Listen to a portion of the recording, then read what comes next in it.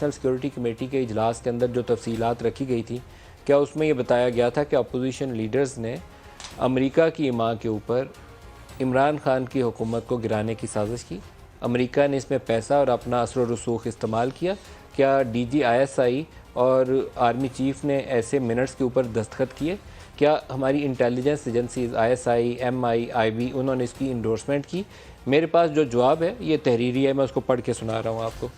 कौमी सलामती कमेटी के एलामिये में कहीं बैरूनी साजिश, धमकी या किसी भी किस्म के अंदरूनी मावनत का जिक्र नहीं है। दोबारा पढ़ रहा हूँ, कौमी सलामती कमेटी के एलामिये के अंदर, वो भी तहरीरी है, ये हैंड आउट का जिक्र हो रहा है। कौमी सलामती कमेटी के एलामिये के अंदर किसी बैरूनी साजिश, धमकी या किसी भी किस्म की अंदरूनी मावनत का जिक्र नहीं है। ज़िम्मेदारों से मुराद आप इसमें प्राइम मिनिस्टर भी शामिल कर सकते हैं, इंटेलिजेंस हेड को भी, आर्मी चीफ को भी, वो सारे वहाँ बैठे हुए थे।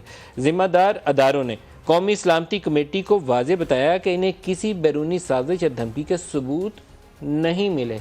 ये तहरीरी जवाब मैं पढ़ रहा हूँ, जो मैंने लिख के भेजा और मुझे तहरीरी जवाब मौसूल हुआ। ज़िम्मेदार अदारों ने कौमी सलामती कमेटी को वाज़ेह बताया कि इन्हें किसी बैरूनी साजिश या धमकी के सबूत नहीं मिले।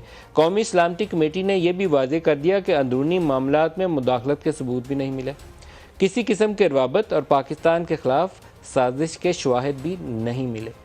ये है जी